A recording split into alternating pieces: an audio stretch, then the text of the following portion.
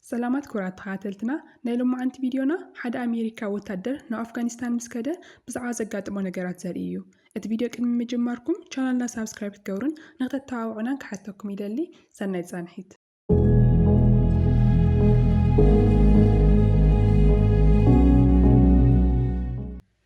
إذا فيلم زجمر أحد كامب سلطنو بزحات وتادرات نار إيو جزيو تكم شوعتا كل التشحن شوعتا النيرو دحر وقت معلتي كابتن سام كيل نأفغانستان نخكيت إزازي بتحو موياو قديتو أسلازنا رموح كخيد اللعال جن من الوقت تحوين دحر زي تعرفو نسبيتو زهوا حد دودابي يزحف نتحلافيو بحد راي هو مو ناو جزاوني ملس سام جوزنا بيت ساسو عيكوينو نسبيتو جريسن كل التدقو يزنبر نيرو حاوتو ميخاعة ناتو تسعرار سبيو بانك ساريقو نعمتات مستعسرة لومي كابيت ما صرتي فتح سامونا ودقو خويني تصبيهمو بحادة نابت نورو لكتما يخدو حزابتون بيتساب فلو يتحقواسلو نسام سبيتو جريس نايتو مفتح مقوار تزاقاج ايازلا ولدون ناو نايسام قزامت يومي تصبيه ولو دحر ساعاتات تومي مزق اتان اشتين سام قوالو تخفتمو ناو وشتوني آتي بدحر زي كل ما بترب إذا خوفيلهم نايتومي موزان نايسام مفناوني قورو أبوهم هانكس كل جيزي بزعا نايسام جنات مستزارة بأيو نتوم سحاونا ولا دريز خريلو سامكو هاجر يحلنبر حقي يتحسن يولو دحربو تحسروا تومونا دبرو يمزق شعوق المخباري لهم ززاجاجي ودرار ناباسي غير هانك لعلز غصان نحسل زي دلي تلاعيلو كابت غزاي وزق تومون سعيوي واتسمو جنك المخادو نسام كل جزي تتنقاي خايلو ونقرو أبت مشت سام اتويدو زنارك ألوات يوصو غريسون تقبيلا أو كسادات أسرمو كندينا كم تفتو تنقرو دحر حاموشة معالتات سامنو أفغانستاني بتزح حزي بتبرخ ماخل بمكينة يخيدلو أما نقدو زرعي نقر كعا بسلكو فوتونا العالة كم بذكرتا يغمتو درستو السنة معالتي مسعرختو بهليكوبتر ناخدون كلو اتا هليكوبتر توكا غريس دما أغزا نفسنا تحصعوتن كلا اتناي بر معصو يوحكوح اتعباي قوالا خيلات خفتمو كل التوتالدرات أو دويلوم تري اتناي ساو اياموت نقر زيناك نقروا يوم متيوم غريس كنات كباليك آلتن ناي قدم نبيت سوام فيديوهات النار ايت ناي سام سلك تدول قنزم اللي سلا يرخبتن أبت مشت تومي ناي غريس مكينان ملاس سخيرو يمزق غريس مجمريا مسريتو تنادد دحارقنا نابخيت اتا أو سام استفتر نقر تنقرو توم الزينا السمع زلو ناي موداتا سبيو كل سو قطر سميعو نو دويلغ نقرو زدليقنا مان ما ينورن حزم السمعات هم بطعم ينادد قديمو منو أفغانستان نخكي كفقدو لخم زي نويرو يزارب بدحر زي ناو ناي ولدو جزاي خيدمو أبت برخو فيبل سويت بو مزيانا وشتن خاعت تقورو توم قنا بطعم حازينو سلازنويرة بينو يخكون زدلي بتصبحيتو غريس ناو ناي سام قبرن مخات تزاقاجولا دقا قنا تصليم كران كبرا يدليان أبت قبرو خاعة اتحادي جيزي سام صحافو مناي مستناوات دبدابي نغريس يووا أبو هانكونو أونيرو كن كابسو تحابيو الكل كستي إذ مكر زلو أمونغو توميري أمو اتناي مكينو مفتح نخهوي حاتو مغنياتو تومي أبو ساخيرون كالو مكينا كشكركس لزي دلي إنيرو هانكنا هزول مسحابي حاولنا ودادرة نكشما غوي مكر توم ناي أبو صارف العلي تخد صاوري دلين هيواتو ملو صبو أبون سوعين كم زي نواري من لسلو نسام كامل سنة تحيزو بزعاو تدرنا نانقرو إيو عابيو حزول نناي سامو تتأياقي نسخاي خايولو هانك لعلز نايتوم زرواخ سماعي دلين قديفو وناو قزو يخيد غريس دما وقزا قوينا اتساهوا دودابي تريولا كن دفيرات كفتو قناي كالتن اتمرئتنا أفغانستاني غير ازدوستنو ناي تاليبان وتادرات نقلتنا أمريكا وتادرات نعجوي وستوو ملو سامن جوز تبهالي كالي وتادرن يوم نيروم اتا هليكوبتر مستوقعت أقاط أمخلت يوم بيوتي ترفو قن دما أو إيتم صلاتهم يودكو حيزومهم يخدمو أو تحت مريد زركا قدقادي اتووم شو سام نتعاركو من معاية مستير نخيو تسيناقرو حدا ليتي توم سخيرو ناب غريسي دويلمو استوسنا قرش نختلق خلوي حتى كسات تمسام شي كاف الكبل 4 دولار يقودلو غريس إذن سمعت نتوم كا حدا كان موزايلا نابتو نسو زلو بوتا تخيد ناونا تاقزاون تمتقمو أبتنا كيچن صوفا يدكس نقوه مسكونا دقان غريس دمسنا وصاير بشو نادي ان محقازيلان مقوغ سرحين دموكرا زلو توم قنا زلنا سمع خدكس لزيك آلن خقوارت أي نقرن ماقي قنا فقادن ياي نبرتن أبت ساعات هانكو نابت غزاي مزق ودو توم أخرى خورناي تتصبين نيرو توم زرواي جميرمو بزعوات تمال زنور بحري كرتاي حتو سام كاوز بيلت سخم سخون وني أمن هانك قنا كل جيزي جمر كايس لزيت ودو أمبر نسخاون غوزي خايلي من لسلو سام أبت قرقاد بيت ماسر تخوينو بنشتاي كفتت نلعلي رئي ሓንቲ ናይ ኣሜሪካ ሄሊኮፕተር በቲ ናይ ታሊባን ካምፕ ላዕሊ ትሓልፍ ኣላ። ንዕኦም ይልሹ ከም ዘለዎ ርግፀኛ እዩ ነይሩ። ብእምኒ እናገበረ ከዓ ነቲ ተዓፂዮሙሉ ዘለዎ ዕንፀይቲ ክኸፍቶ ይሞክር ኣሎ። ኣብ መንጎ ግና ካብ ላዕሊ ጥይት ናኦም ገጽ ይበረሎም ይርኢ። ከቢድ ዕንፀይቲ ምፅኦም እውን ነቲ በሪ ብደንቢ ይኸድንዎ። ቶሚ ብንእሽተዩ ኣቦኡ ዝተዛረቦ ነገር ይዝክር እሞ ምስ ዕርኽቲ ኮይኑ ነቲ ናይ ግሬስ ኪችን ከስተኻኽልዎ ይውስን። ሳም ናብቲ ጉድጓድ ካብ ዝኣቲ 2 ወርሒ ይሓልፍ። ንሱ ብዝኸኣሎ መጠን ክረጋግዕ ክሞክር እንከሉ እቲ ዓርኩ ግና እናኸበደ ይመጽእ። ካብ ዝሕዝ ዘለዎ ህይወት ሞይቶም ናብ ሲኦል እንተዝኣቱ ከም ዝሕሽ እውን ይዛረብ። ሳም ግና ሕዚ እውን ምንም ምስጢር ከየውፅእ ክጽበ ከም ዘለዎ ይመኽሮ። ኣብ ደገ ከዓ እቶም ናይ ታሊባን ወታደራት ነንባዕሎም ክከራኸሩ ይሰምዕዎም ኣለዉ። ኣብ መወዳእታ ወሲዶም ንኽልቲኦም ካብቲ ጉድጓድ የውፅዎም። ናብ መኪና ሰቒሎም እውን ናብ ካሊእ ቦታ ይወስድዎም። ኣብ ቅድሚቶም እሱራት ካሊእ ናይ ታሊባን ወታደር የምጽእ እሞ ኣብ ቅድሚቶም የንበርክኽዎ። ሓደ ዓብዪ ጥፋት ስለ ዘጥፍአ እዩ ነይሩ። በቲ ናይ ሳተላይት ስልኪ ገይሩ ናብታ ነፍሰ ጡር ሰበይቱ ይድውል። በዚ ተጠቒሞም ከዓ እቶም ኣሜሪካውያን እቲ ዘለውዎ ኣድራሻ ይረኽብዎ። ኣብ ርእሱ ተኲሶም እውን ሽዑ ይቐትልዎ። ቀፂሎም እዚ ናትና መሬት እዩ፣ ስለዚ ኣሜሪካውያን ኣብ ዝኾኑሉ ምንም ምኽንያት የብልኹምን ይብልዎም። እዚ መልእኽቲ ድማ ሳም ባዕሉ ናብ ኣሜሪካ ንክሰዶ ይእዝዝዎ፣ እምብተይሉ እውን ከም ዘገድድዎ ይነግርዎ። ኣብ ናይ ግሬስ ገዛ ድማ እቲ ናይ ኪችን ምሕዳስ ስራሕ ይቕጽሉ ኣለዉ። እተን 2 ደቃ እውን ኣብቲ ስራሕ ይሕግዛ ኣለዋ። ኣብ መንጎ እዚ ማጊ ብስሕተት ናብ ሓደ ወዲ ቀለም ተብሰሉ። ሕዚ ሙሉእ ክዳውንቲ ክቕይር ኣለዎ። ግሬስ እዚ ሪኣ ቅያር ክዳን ክተምፅአሉ ትኸይድ። ብዙሕ ናይ ሳም ዝነበረ ክዳውንቲ እውን ሒዛሉ ትመጽእ። ንዕኡ ምስ ሃበቶ ግሬስ እንደገና ንሳም ዘኪራ ትሓዝን። ሳም ድማ ሕዚ ካብቲ ጉድጓድ ወፂኡ ግን ኣብኦም ደው ኣቢሎም ኣሲሮም እዮም ዘለዉ። ደቂሱ ስለ ዝነበረ ማይ ገፂኦም የተስእዎ እሞ ነቲ ዝሳቐ ዘሎ ዓርኩ ንኽሕግዞ ይነግርዎ። ኣብ ቅድሚቱ ምፂኦም ንጆብ ዝረሰነ ሓፂን የቃጽልዎ። ልዕሊ እዚ እቲ ስቓይ ክፃወሮ ስለ ዘይከኣለ ከምቲ ንሶም ዝበልዎ ክገብር እውን ይውስን። ኣብ ቅድሚ ካሜራ ኮይኑ ኣሜሪካ ኣብ ኣፍጋኒስታን ምንም ጉዳይ ከም ዘይብላ ይዛረብ። ቀፂሉ ንሰበይቱን ወዱን ከም ዝፈቶም ይነግሮም እሞ ሳም እውን 2 ቆልዑ ከም ዘለውኦ ምስጢር የውፅአሉ። ግሬስ ሰብ ደገ ነይራ ናብ ውሽጢ ጣትን ከላ እቲ ኪችን ተወዲኡ ይጸንሓ። ልደታ ቅድሚ ምእኻሉ ወዲኦም ሰርፕራይዝ ይገብርዋ። ኩሎም ተኣኪቦም እውን የኽብሩላ፣ ግን ሓደ ሰብ ፎቶ ሰብ ጎዲሉ ኣሎ። ድሕሪ መዓልታት ቶም ምስ ግሬስን ደቃን ኮይኖም ክዘናግዑ ይወፁ። ኣብ መንገድን ከለዉ ከዓ እቲ ዓባይ ጓሎም ኢዛቤል ንቶም ሓሳባት የናግሮላ። ማጊ ቆንጆ ስለ ዝኾነት ኩሉ ሰብ ንዓኣ ከም ዝፈቱ ትዛረብ። ቶም ድማ ብህፃኑን ከሎ ናብቲ ቃላይ ክጠልቕ ክብል ሳም ከም ዘድሓኑ ይነግራ። ንናይ ልቦም እናዋግዑ ኣብቲ መፃወቲ ቦታ ይበጽሑ።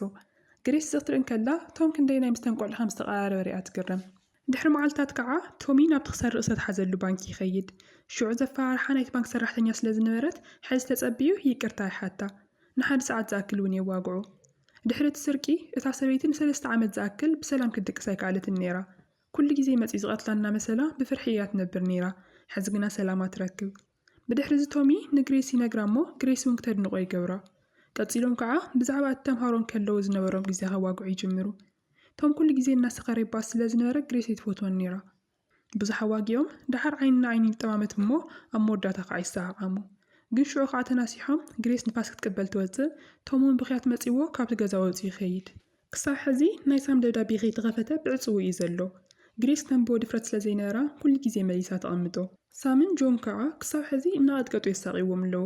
ሓደ መዓልቲ ንሳም ናይ ሓፂን በትሪ ይህብዎ እሞ ንጆን ክቐትሎ ይእዝዝዎ። ጆ ኩሉ ዝፈልጦ ነገር ስለ ዝነገሮም ሕዚ ንዖም ምንም ኣይጠቕሞምን እዩ፣ ሽኽሚ ብቻ እዩ ዝኾኖም ዘሎ። ሳም እውን ንዓርኩ ዘቐትል ድፍረት ስለ ዘይነበሮ እቲ ሓፂን ናብ መሬት ሽንዶ። ድሓር ግን ሽጉጥ ናኡ ገይሮም ካብ ባዕሉን ካብ ዓርኩን ንሓደ ንኽመርፅ ይነግርዎ። ንቤተሰቡ እውን እናዘከርዎ እንድሕር ንሱን ጆ ተዘይቀቲልዎ ንሶም ከም ዝቐትልዎ ግልፂ ይገብሩሉ። ኣብ መወዳእታ ሳም በቲ ሓፂን ደጋጊሙ ንጆ ክሳብ ዝመውት የወቕዖ። እቲ ዝገደደ ነገር ከዓ ሳም ከም ዝክገብር እንከሎ ንሶም ብካሜራ ይቐርፅዎ ኣለዉ። ቶም ብፅባሒት ተመሊሱ ናብ ናይ ግሬስ ገዛ ይኸይድ። ኣብኡ ዘስተኻኽሎ ነገር ከም ዘለዎ እውን ከም ምኽንያት ይነግራ። ግሬስ ግና ብዙሕ ሕጉስቲ የላን። ድሕሪ እቲ ትማል ዝተፈጠረ ነገር ኣብ መንጎኦም ዘሎ ርክብ ብዙሕ ኣይኮነን። ጸኒሑ እውን ሃንኪ ይመጽእ። ናይቲ ሰካራም ዝነበረ ወዱ ሕዚ ዘለዎ ለውጢ ሪኡ ኩሉ ግዜ ይዝግረም።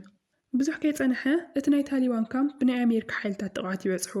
እቶም ሓለፍቲ እውን ቅድሚ ሙጋዮም ንሳም ክቐትልዎ ይብሉ። ግን ሓደ ግዜ ስሕቶ እሞ ቀዲሙ እቲ ሓላፊ ንሱ ይውጋዕ። ሞይቱ ናብቲ ሳም ዝነበረ ጉድጓድ እውን ይኣቲ። እቲ ቪድዮ ዝቐረጹሉ ካሜራ ከዓ ብሓዊ ይቃጸል። ሽዑን ሳም ነፃ ይውፅዎ። ድሕሪ መዓልታት ቶሚ ምስ ተንቆልዑ እናተፃወተን ከሎ እቲ ናይ ገዛ ስልኪ ይጽውዕ።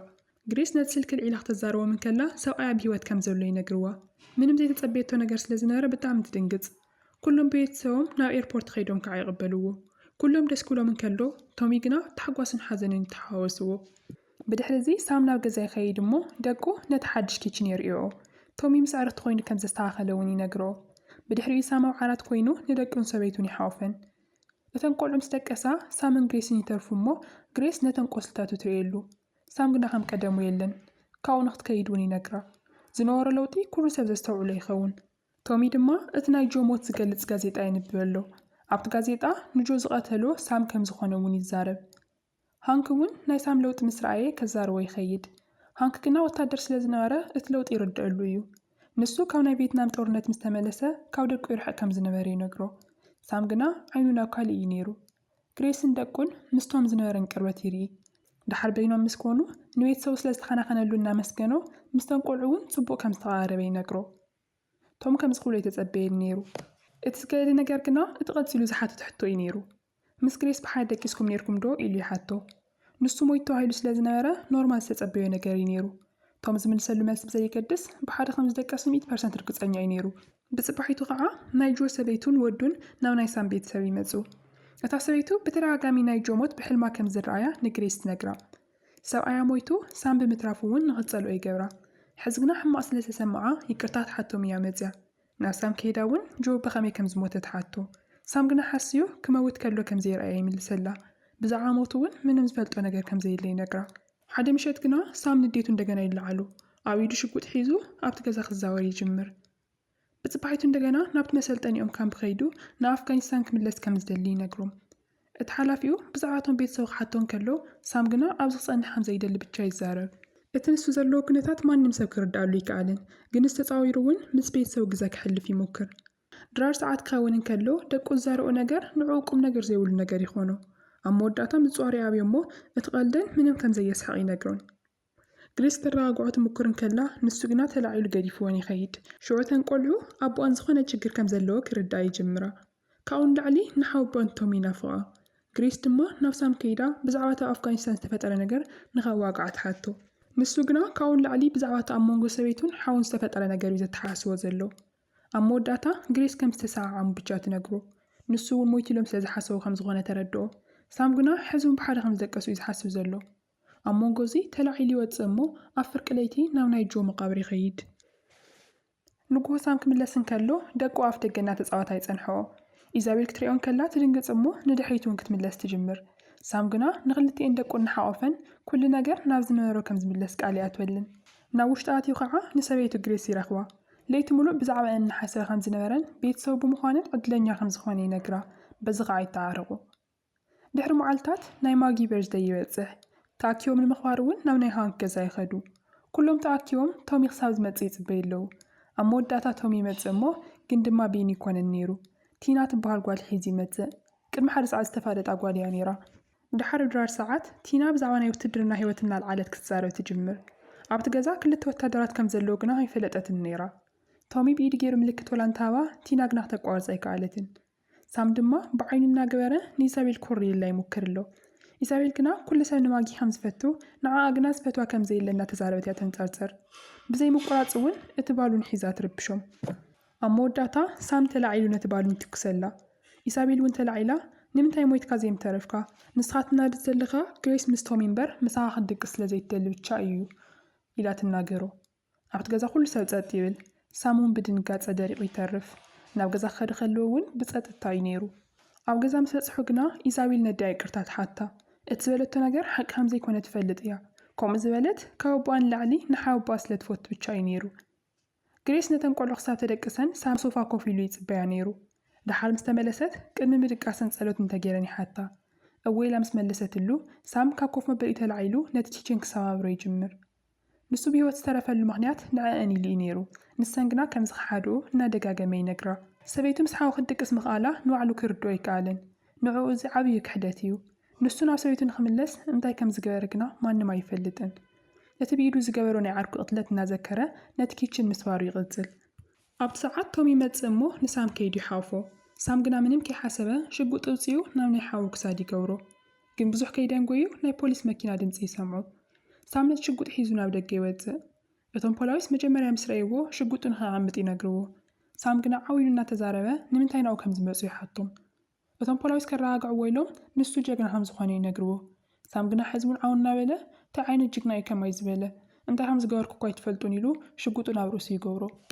ቶም ቀስ ኢሉ ናብኡ እናቐረበ ሽጉጡ ክምንጥሎን ዓርሶ ካብ ምጥፋእ ኣገላግሎን ይብል ሽዑ ግን ሳም ሓሳቡ ቀይሩ ሽጉጥ ይድርብዮ እሞ እቶም ፖላዊስ እውን መፅኦም ይኣስርዎ ንሱ ምስ ከደ ሰበይቲ ምስ ደቃ ኸይዳ ድቅስ እሞ ክተረጋግዐን ትሙክር ንስተን ምስ ደቀሳ እቲ ካብ ሳም ተላኢኹላ ዝነበረ ደብዳቤ ከፊታ ተንብቦ ሳም ክንደይ ናይ ከም ዝፈትዋ ይፅሒፍላ ነይሩ ኣብ ማእኸል ፅሑፍ እውን እንድሕር ዝህቦ ምኺ ሞይተ እየ ማለት እዩ ብዝብል ምስ ረኸበት ብጣዕሚ ተሰሚዕዋ ክትነብዕ ትጅምር ሳም እውን ኣብቲ ናይ ሳይካትሪክ ሕክምና ኮይኑ ናይ ሓውቶም ይድውለሉ እሞ ሰላም ክፈጥር ከም ዝደሊ ይነግሮ ብፅባሒቱ ቶሚ ምስ ደቂ ሓውን እናተፃወተ እንከሎ ግሬስ ንሳም ክትጥይቆ ናብቲ ሕክምና ትኸይድ ግሬስ ንሳም እትፈቶ 16 ዓመት ጓልና ልወተት ሒዛ እዩ ሕዚ እንድሕር ዳኣ ዝተፈጠረ ነገር ዘይነግራ ኮይኑ ገዲፋቶን ዘለኣለም ከም እትኸይድ ትነግሮ ኣብ መወዳእታ ሳም እቲ ሓቂ ዝዛረበሉ ግዜ ከም ዝኾነ ይፈልጥ ካብ ዓይኑ ንውዓት እናፈሰሰ ንጆ ዝቐተለ ንሱ ከም ዝኾነ ይነግራ ግሬስ ምንም ከይመለሰትሉ ስቑ ኢላ ትሓፎ ካብ ሽዑ እንዳሓር ሳም ናብቲ ናይ ቀደም ሂወቱ ክምለስ ይኽእል ዶ ይኾን ዝብል ሕቶ